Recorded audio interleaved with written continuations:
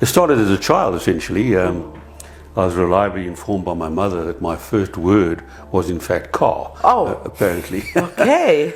And I didn't know that.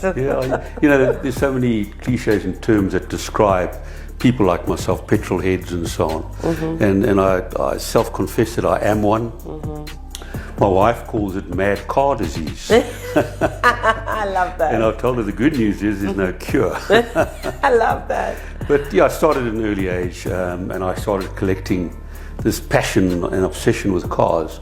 I started collecting, very popular in those days as kids, toys called dinky cars, dinky toys, made in the UK by Leslie Products. I remember that. But you were born in South Africa, right? I was born here, but of British parents. Okay. And I started collecting them at a very early age, 6 or 7, when I started school. And in fact, I still have some of those same cars, those same models. Wow. And I've collected many more since then. So at home, I have 2 massive display cabinets that are full of model cars. Okay. Some of which, as I say, I had when I was a child. I love that. Can I ask you for a favor online?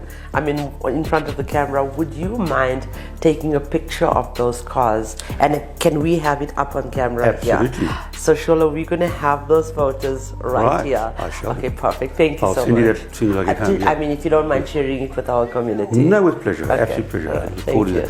that. And then, as I grew up, it was anything with an engine enthused me.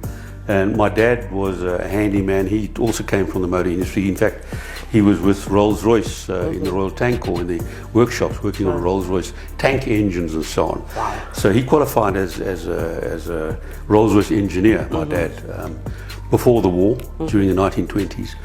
So at home, he used to a handyman. He did everything himself. We never took our car to a garage. Right. He would do all the servicing and repairs himself. So I started, that was the origin of my apprenticeship, working with and for my dad. And it's definitely, it's a genetic thing, because my 2 older brothers absolutely hated it. First of all, I guess because it was imposed upon them by my father, as it was on me, but I enjoyed it. I loved getting my hands dirty. I loved working with him. And he was very strict about the theory. He'd always say to me, never ever put a spanner to anything unless you know exactly how it works, what it does, and what its function is. Okay. There's no guesswork in mechanics. Know the theory, read the book, and then diagnose and repair. And so that started at an early age. Then at the age of 16, I acquired my first licensed motorcycle, but before that I bought a moped from a neighbor for 5 rand, I can remember, in a box. It was just bits and like pieces. a real moped? A moped, yeah, but it was called a Rex, R-E-X, a German for 5 rand. 5 rand, a lot of money in those days, I might add. I'm talking about in the 60s. So I took it home and I built it up from all the bits and pieces in the box, with quite a significant bit of help from my dad. But to his credit, he kind of let me be as well. He watched over me, but let me rebuild this thing. Then he helped me respray it, and we got it going, and I used to drive it around. And then eventually, for my 16th birthday, I was very blessed, I guess, and privileged. I was given a brand new Zundap 50cc.